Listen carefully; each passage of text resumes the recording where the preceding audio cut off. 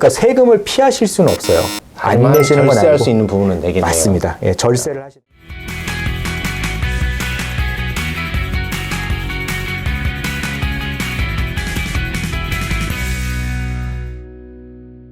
그다음에 뭐 또 다른 질문은 초미의 관심사입니다. 네. 모든 상속인들에게 또는 이제 자녀들이나 부모님들에게 이제 증여나 상속에 관련된 세금이거든요. 한국에서는 사실 증여세나 상속세가 상당히 비싼 편이에요. 높은 편인데. 그렇겠죠. 예. 예를 들어드릴게요. 아파트가 있는데 아파트가 10억이에요. 예. 근데 거기에 근저당도 없고 만약에 대출이 없다면 10억을 그냥 제가 명예 이전을 해주면 제가 죽기 전에 예. 그러면 세금이 전혀 없습니다.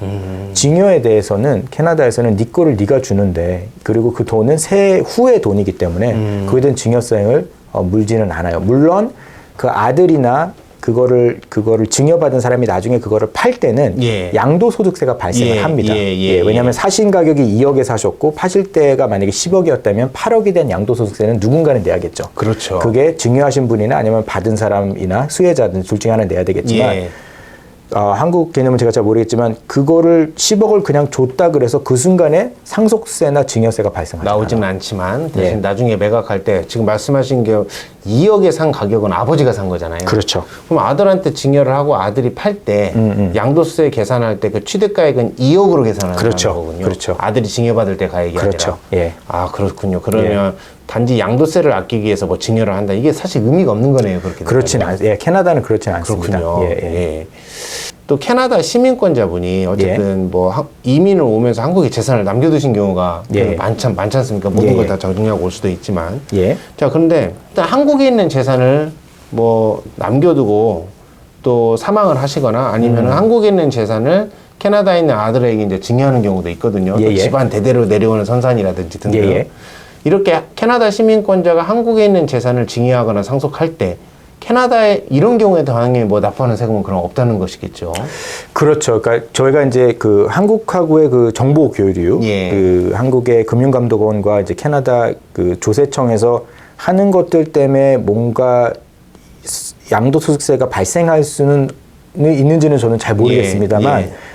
상속법상에서는 전혀 문제가 오케이. 없죠. 예. 해외에 있는 재산을 캐나다 시민권자가 해외에 있는 재산을 증여나 상속을 한다고 하더라도 적어도 캐나다에서의 문제는 없다고 뭐 보시면 세금상의 됩니다. 문제는 없다. 예, 이 사실 이 양측이 한국과는 완전히 정반대입니다. 지금 본다면은 되게 흥미롭고 그렇기 때문에 더더욱 양측에서 문제를 볼 때 더 헷갈려하는 부분이 있으실 것 같아요. 그렇죠. 이제 한국하고 여기하고 법이 그 증여와 상속에 관해서 굉장히 한국은 민감하신데 그렇죠. 캐나다에서는 그거에 대해서 뭐 민감하다기보다는 뭐 낼 거 내고 가져갈 거 가져가 이런 개념이니까 당신 거를 당신이 이렇게 하시는데 그거에 대해서는 그렇게 문제가 되는 건 없죠. 예, 예.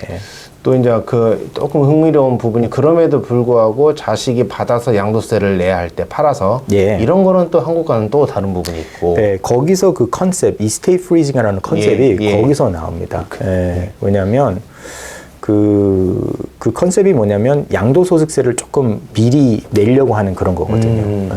그렇군요. 그다음에 이제 다음번 질문은 이제 저희 의뢰인이 실제로 이제 질문을 하셨던 부분인데 예. 캐나다에서는 뭐 자산 동결, 예. 에스테 프리징이라는 게 예. 있다고는 하는데 한국에는 사실 이런 게 없어가지고요. 마치 캐나다에서 내가 이걸 하니까 한국에도 그런 걸 하려고 한다. 근데 사실 그런 게 전혀 없거든요. 한국에서는. 예, 예. 이 자산 동결이라는 게 더 어떤 개념인가요? 네, 그래서 아까 이제 그 말씀드린 것처럼 양도소득세가 가장 큰 그것 중에 하나인데, 그러니까 제가 보통 자산 그 이스테이트 그 플래닝을 하실 때, 예. 이제 상속에 관한 어떤 그 플래닝을 하실 때 저희가 가장 중요하게 생각하는 컨셉 자체가 뭐냐면 빨리 주시는 게 좋습니다. 왜냐하면 상속세, 증여세는 없습니다. 제가 살아계실 동안 증여해도 증여세 없고 돌아가신 다음에 하셔도 상속세는 없는데 아까 제가 살짝 빼고 말씀 못 드렸던 게 캐나다에서는 상속세는 없지만 프로베이션 피라 그래서 콜트에 가셨을 때 한 1.8%에서 2%에 관한 프로세싱 피를 내는 건 있어요. 근데 그거는 뭐 세금의 개념은 아니고 아니죠. 콜 프로세싱 법원 피죠. 처리 비용이죠. 법원 처리 비용입니다. 예. 자, 그러면 저희가 왜 이스테이트 프리징을 하시냐면 언제 이 자산을 주냐에 따라서 아까 말씀드린 거잖아요. 제가 이제 예를 들어 2억에 사셔서 10억에 증여를 했는데 그러면 증여를 받은 자녀가 이걸 팔게 되면 2억으로 산 게 된 거잖아요. 그렇죠. 그렇죠? 그렇죠. 근데 만약에 그거를 증여를 지금 2억에 사셔서 10억에 증여를 안 하시고 예. 10년을 더 기다리셨는데 예. 이게 20억이 됐어요. 오케이. 그렇게 예. 되면 2억에 사셨으니까 18억에 대한 세금을 양도소득세 내셔야 양도소득세가 돼요. 나오죠. 더 크겠네요, 어쨌든. 그렇죠. 예. 그래서 이스테이트 프리징의 가장 그냥 간단한 개념은 미리 주는 거예요. 10억대 내가 이스테이트 프리즈 해버리고 양도소득세를 그때 내시는 거예요. 그때 내겠다. 예. 그럼 자식이 팔 때는 취득가액이 10억으로 된다는 얘기인가요? 그렇죠. 그러면? 그러니까 세금을 피하실 수는 없어요. 안 다만 내시는 건 절세할 아니고. 수 있는 부분은 내겠네요. 맞습니다. 그래서 이스테이트 프리징이라는 건 뭐냐면 본인께서 자기가 갖고 계신 자산에서 꼭 이제 앞으로 킵하시고 자녀한테 증여를 하실 거는 나중에 증여하시면 양도소득세가 높아지니까 자녀가 돼야 돼. 예. 그거를 미리 증여를 하시는 게 이스테이트 프리징이라고 보시면 돼요.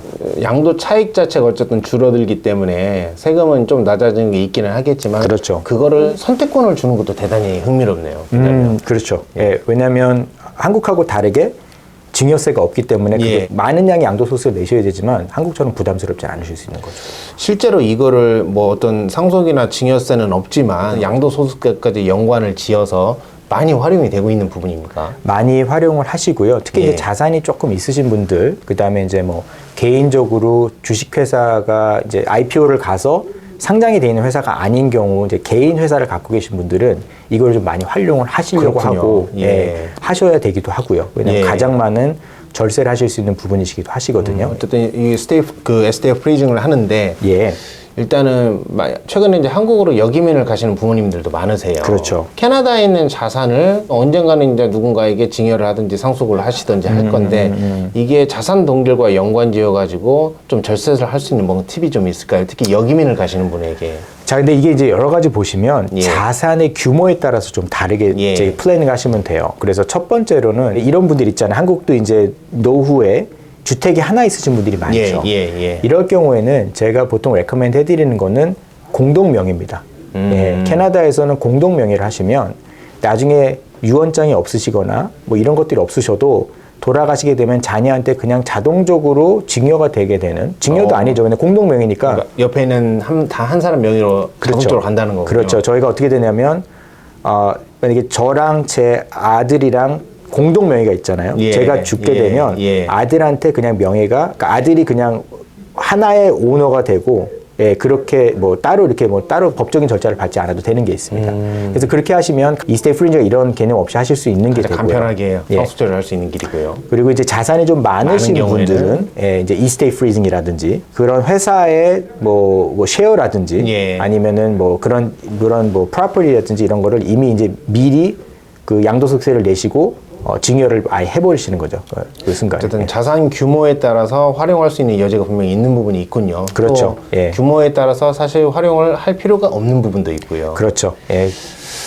그다음에 저희가 이제 캐나다 외에도 이제 미국에도 저희가 의뢰인들이 많으신데요. 어쨌든 미국에서는 이게 트러스트라는 게 되게 일반화되어 있더라고요. 예, 많은 예, 분들이. 예. 근데 뭐 급작스레 사망을 하시거나 이런 거를 뭐 트러스트 세팅하기 전에 뭐 그런 병고를 당하신 경우가 아닌 이상 많은 분들이 항상 고민하시는 부분인 것 같은데 한국에도 최근 유사한 제도가 좀 생겼거든요. 유언 예. 대용신탁이라고. 근데 한국에서는 그렇게 활용을 많이 하는 것 같지는 않아요. 사실 현재까지. 근데 캐나다에도 그러면 이런 트러스트 같은 제도가 있습니까? 캐나다는 이 트러스트라는 제도가 미국하고 동일하게 보시면 돼요. 영국, 미국, 캐나다가 트러스트가 굉장히 오래 전부터. 예. 그러니까 이제 트러스트가 맨 처음에 만들어진 건 영국에서 먼저 만들어졌고요. 예. 이제 커먼러라 그래서 영국과 캐나다는 동일하게 그 리거 시스템 똑같거든요. 그래서 뭐 트러스트는 캐나다에서는 굉장히 많이 쓰는 그 상속 절차를 번거로운 이 절차를 피하기 위해서 예. 많이 활용하고 있나 보군요. 그렇죠. 이제 왜냐하면 이제 이스테이트 프리징하고 또 다른 점이 뭐냐면 이스테이트 프리징을 하셨을 때 예. 만약에 재산이나 이런 것들을 회사로 쉐어를 넘겨주시거나 자산을 회사로 넘기게 되시면 어쨌든 회사의 주주가 사망 시에는 이 증여와 상속에 대해서 딜을 한번 그렇죠. 하셔야 되잖아요. 예, 그렇죠? 예. 근데 신탁이라는 것은 뭐 주주가 없기 때문에 40년이고 50년이 계속 100년 동안 지속될 수 있는 게 신탁의 개념이기 때문에 예. 어떻게 보면은 신탁에다가 이거를 자산을 다 넘기시고 양도소득세는 당연히 내셔야겠죠. 예. 그렇게 하시면 이제 자녀와 자녀 손자 대대 손손까지도 똑같은 그 어떤 스트럭처 안에서 이걸 하실 수가 있는데 가장 좋은 예가 월마트입니다. 월마트의 샘 월턴이라고 하는 그 파운더가 월마트 1호를 만들었을 때 그 월마트 1호의 모든 주식을 신탁에다가 줬어요. 예. 그래서 이 샘 워튼이 돌아가셨을 때는 자산이 뭐 거의 몇백 빌리언이었들 좀 지금의 환율로 계산하면 기준으로, 예. 엄청난 많은데 미국에는 상속세가 제가 있는 걸로 알고 있거든요. 예. 어느 정도는 예. 상속세를 하나도 안 내셨어요. 왜? 자기는 갖고 있는 게 아무것도 없었고 양도소득세도 낼 수가 없었죠. 왜냐하면 이미 자기가 오픈했을 때 이미 신탁에다 그 쉐어를 다 넘겨버렸으니까. 예. 네, 그래서 그런 개념이라고 보시면 돼요. 그렇군요. 근데 한국에서는 좀 되게 희귀합니다. 되게 생소하고요. 어쨌든 신탁이라는 저도 개념은- 되게 생소한데 예. 어쨌든 이게 신탁을 맡겨서 어떻게 뭘 한다는 것인가. 어쨌든 맞습니다. 한국적인 입장에서는 되게 생소하고 조금 한국에서 활용되기가 조금 시간이 더 많이 필요하지 않을까라는 생각은 드는데 예. 근데 또 이런 건 있는 것 같습니다. 상속이라는 절차가 한국에서는 그렇게 번거롭진 않거든요. 그러시죠. 무조건 코트에 가서 프로베이트를 거쳐야 하고 예. 이러지는 않기 때문에 그래서 활용도가 좀 덜한 것 같다는 생각도 듭니다. 문득 드는 생각이. 정확하신 것 같아요. 예, 그렇습니다. 또 다른 질문이 있습니다. 유언 관련인데요. 한국은 유언이